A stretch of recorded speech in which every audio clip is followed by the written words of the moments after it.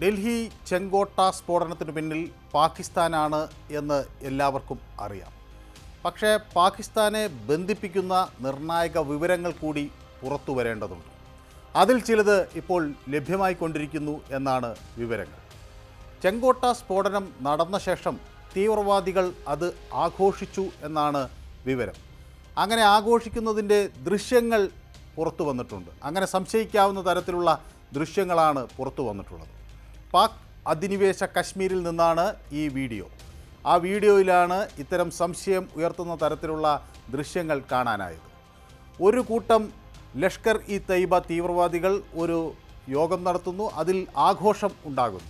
ആഘോഷങ്ങളിൽ അവർ പങ്കെടുക്കുന്നതായി കാണുന്നു.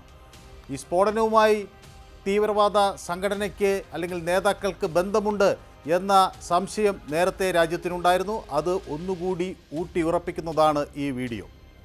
ഇന്ത്യൻ സർക്കാർ തന്നെ ഈ ഡൽഹിയിൽ നടന്ന ചെങ്കോട്ടയിൽ നടന്ന ഈ സ്ഫോടനം ഒരു ഭീകരാക്രമണമാണ് എന്ന വിലയിരുത്തൽ എത്തിക്കഴിഞ്ഞു.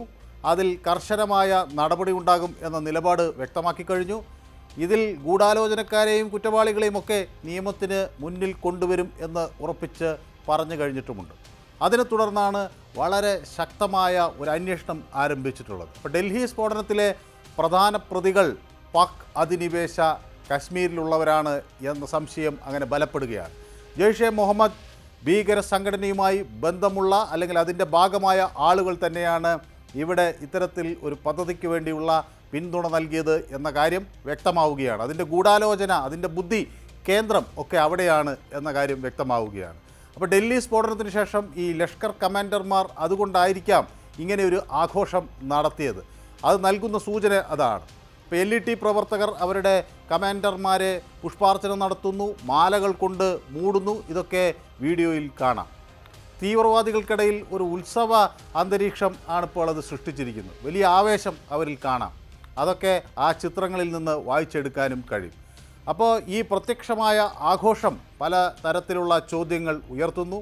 ലഷ്കർ ഇ തയ്യബയ്ക്ക് ഡൽഹി ആക്രമണവുമായി നേരിട്ട് ബന്ധമുണ്ട് എന്ന കാര്യത്തിൽ ഇപ്പോൾ കൂടുതൽ തെളിവുകൾ ഇതുകൊണ്ട് ലഭിക്കുകയാണ്. സ്ഫോടനത്തിന് തൊട്ടു പിന്നാലെയാണ് തീവ്രവാദികൾ ഇതുപോലെ ഒരു യോഗവും അതിനോടൊപ്പം ഒരു ആഘോഷവും സംഘടിപ്പിച്ചത് എന്ന് ഓർക്കണം. നടന്നത് ഒരു ഉന്നതതല യോഗമാണ്. അതിൽ എന്താണ് ചർച്ചയായത് എന്ന കാര്യങ്ങൾ വ്യക്തമായിട്ടില്ല. ഏതായാലും ഇന്ത്യൻ സുരക്ഷാ ഏജൻസികൾ ഈ കാര്യങ്ങൾ പരിശോധിച്ച് വരികയാണ്. പക്ഷേ ഒരു കാര്യം ഉറപ്പാണ്, വലിയ പുഷ്പാർച്ചന നടന്നു, അതുപോലെ ആഹ്ലാദ പ്രകടനങ്ങൾ നടന്നു, ആളുകളെ ആ കമാൻഡർമാരെ ആദരിക്കുന്ന ചടങ്ങുകളൊക്കെ നടന്നു എന്നാണ് വ്യക്തമാകുന്നത്. ഏതായാലും ഈ വീഡിയോ നമ്മുടെ അന്വേഷണത്തിൽ ഒരു നിർണായക വഴിത്തിരിവായി മാറിയിരിക്കുകയാണ്. ഡൽഹി സ്ഫോടനത്തിന് ശേഷം പാക് അധിനിവേശ കാശ്മീരിൽ ഇങ്ങനെ ഒരു പ്രധാന യോഗം നടന്ന കാര്യം ഇൻ്റലിജൻസിന് ആദ്യം തന്നെ വിവരം ലഭിച്ചു. അതിനെ സംബന്ധിച്ചുള്ള കൂടുതൽ വിശദാംശങ്ങൾ തേടുകയും ചെയ്തു. അപ്പോൾ POKയിലെ കോട്ട്ലിയിലാണ് ഈ യോഗം നടന്നത്. ലഷ്കർ ഇ തൊയ്ബ നേതാക്കളായ അബ്ദുൾ റൌഫ്, റിസ്വാൻ ഹനീഫ് എന്നിവരാണ് ഈ യോഗത്തിൽ എത്തിയ പ്രധാനികൾ. ലഷ്കർ ഇ തയ്യബയുടെ POKയിലെ യൂണിറ്റ് ഡെപ്യൂട്ടി ചീഫ്, അതായത് അവർ വിളിക്കുന്നത് നായിബ് അമീർ എന്നാണ്, അങ്ങനെ സേവനം അനുഷ്ഠിക്കുന്ന ഹനീഫ് ആണ് ഈ യോഗത്തിനെത്തിയത്. അതുപോലെ അവിടെ ഒരു പീപ്പിൾസ് ആൻറ്റി ഫാസിസ്റ്റ് ഫ്രണ്ട് എന്ന തരത്തിൽ ഒരു സംഘടന പ്രവർത്തിക്കുന്നുണ്ട്. ആ പ്രവർത്തനം മുഴുവൻ തീവ്രവാദവുമായി ബന്ധപ്പെട്ടതാണ്. ലഷ്കർ ഇ തയ്യബയും ജെയ്ഷെ മുഹമ്മദും സംയുക്തമായി പിന്താങ്ങുന്ന ഒരു സംഘടനയാണ് ഹിലാൽ ഉൽ ഹഖ്. അത് ഒരു ബ്രിഗേഡാണ്. ആ ബ്രിഗേഡിനെ ഹനീഫാണ് നയിക്കുന്നത്. അവരുടെ പ്രധാന പ്രവർത്തനം നമ്മുടെ ഇന്ത്യ വിരുദ്ധ നിലപാടുകൾ സ്വീകരിക്കുക, തീവ്രവാദ പദ്ധതികൾ ആസൂത്രണം ചെയ്യുക എന്നതാണെന്ന് വ്യക്തമായി കഴിഞ്ഞു. പെഹൽഗാം തീവ്രവാദ ആക്രമണത്തിൽ ഉൾപ്പെട്ട ഭീകരൻ ഹനീഫ് താഹിറിന് ഈ ഹനീഫുമായി അടുത്ത ബന്ധമുണ്ടായിരുന്നു എന്ന് കണ്ടെത്തിയിട്ടുണ്ട്. അപ്പോൾ അതൊക്കെ തന്നെ ഈ ഒരു ഉന്നതതല യോഗം വളരെ പ്രധാനപ്പെട്ടതാണ് എന്ന സൂചനകളാണ് നൽകുന്നത്. അപ്പോൾ ഈ ബന്ധങ്ങളൊക്കെ കണക്കിലെടുക്കുമ്പോൾ POKയിലെ യോഗം ഡൽഹിയിലെ സ്ഫോടനവുമായി ബന്ധപ്പെട്ടതാണ് എന്നതാണ് നിർണായക സൂചന. ഇത് ഇന്ത്യൻ സുരക്ഷാ സേനകൾ ഇത് വളരെ വിശദമായി പരിശോധിക്കുന്നു. സുരക്ഷാ ഏജൻസികൾ ഇതിൻ്റെ വിശദാംശങ്ങൾ അന്വേഷിക്കുകയും ചെയ്യുന്നു. അതിർത്തി കടന്നുള്ള ഈ ഭീകരപ്രവർത്തനങ്ങൾ ഏകോപിപ്പിക്കുന്ന ഒരു ശൃംഖലയെക്കുറിച്ചുള്ള വിവരങ്ങൾ കൂടി ഈ ഏജൻസികൾക്ക് ലഭിച്ചിട്ടുണ്ട് എന്നാണ് വിവരം. അപ്പോൾ പാകിസ്ഥാനിലെ ബലാക്കോട്ടിൽ ജെയ്ഷെ മുഹമ്മദ് ക്യാമ്പുകളിൽ ഇന്ത്യ ബോംബിടൽ നടത്തിയിരുന്നു. ഇന്ത്യൻ വ്യോമസേന ജെറ്റുകൾ നിയന്ത്രണ രേഖ കടന്നിട്ടാണ് അത്തരം ഒരു അറ്റാക്ക് നടത്തിയത്. അപ്പോൾ പാകിസ്ഥാനിലേക്കുണ്ടായ ആ ആക്രമണം അവിടുത്തെ പല ഉദ്യോഗസ്ഥരെയും ഞെട്ടിച്ചിട്ടുണ്ട്. ഇസ്ലാമാബാദിനെ ഞെട്ടിച്ചു എന്ന് തന്നെ പറയാം. അപ്പോൾ കുറച്ചു കാലം അതുകൊണ്ട് അവർ നിയന്ത്രണവും സംയമനവുമൊക്കെ പാലിച്ച് അടങ്ങിയിരുന്നു. പക്ഷേ ആ തീവ്രവാദികൾ വീണ്ടും ആക്രമണം നടത്തി. അങ്ങനെയാണ് പെഹൽഗാം സംഭവം ഉണ്ടാകുന്നത്. ഇന്ത്യയുടെ പ്രത്യാക്രമണം പക്ഷേ ആ വിഷയത്തിൽ കൂടുതൽ രൂക്ഷമായിരുന്നു.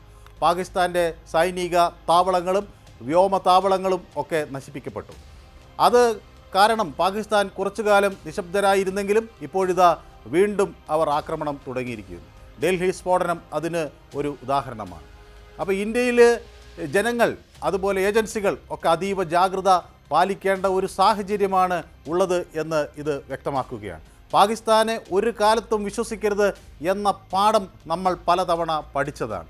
അത് വീണ്ടും വീണ്ടും ഓർമ്മപ്പെടുത്തുന്ന സംഭവങ്ങളാണ് നടക്കുന്നത്. സമീപകാലത്ത് ഇന്ത്യയിൽ നടന്ന പല അറസ്റ്റുകളും നൽകുന്ന സൂചന ഒന്നാണ്. ഇന്ത്യയെ നിരന്തരം ആക്രമിക്കാനും ആക്രമണത്തിന് വിധേയമാക്കാനുമുള്ള പദ്ധതികൾ പാകിസ്ഥാൻ തയ്യാറാക്കിക്കൊണ്ടിരിക്കുന്നു. അത് തീവ്രവാദികൾ വഴി നടപ്പിലാക്കിക്കൊണ്ടിരിക്കുന്നു. അത് എന്നേക്കുമായി അവസാനിപ്പിക്കാനുള്ളൊരു ശ്രമമാണ് ഇന്ത്യയുടെ ഭാഗത്തു നിന്ന് ഉണ്ടാകേണ്ടത്. അതുകൊണ്ട് തന്നെ ഇപ്പോൾ പുറത്തു വന്നിട്ടുള്ള ഈ ദൃശ്യങ്ങൾ അതീവ ഗൗരവമുള്ളതാണ്. ഈ തീവ്രവാദികൾ ഇവിടെ ഒരു സ്ഫോടനം നടത്തി അതിൽ മനുഷ്യരുടെ ശരീരം ചിന്നിച്ചിതറുമ്പോൾ അവിടെ ആഘോഷം സംഘടിപ്പിക്കുമ്പോൾ അത് കൃത്യമായി മറുപടി പറയാനുള്ള ഒരു ഉത്തരവാദിത്വം ഈ രാജ്യത്തിന് ഉണ്ട്. ആ സേന അത് നടപ്പിലാക്കുക തന്നെ ചെയ്യും എന്ന കാര്യത്തിൽ സംശയമില്ല. സുരക്ഷാ ഏജൻസികൾ ആവശ്യമായ നടപടികൾ സ്വീകരിക്കും എന്ന കാര്യത്തിൽ സംശയമില്ല. കഴിഞ്ഞ ദിവസം പ്രധാനമന്ത്രിയുടെ നേതൃത്വത്തിൽ മന്ത്രിസഭാ സമിതി, സുരക്ഷാ കാര്യങ്ങൾ നോക്കുന്ന മന്ത്രിസഭാ സമിതി യോഗം ചേർന്നിരുന്നു. തീർച്ചയായും അത് കടുത്ത നടപടികൾ സ്വീകരിക്കാൻ കൂടി വേണ്ടിയാണ് എന്ന കാര്യത്തിൽ സംശയമില്ല.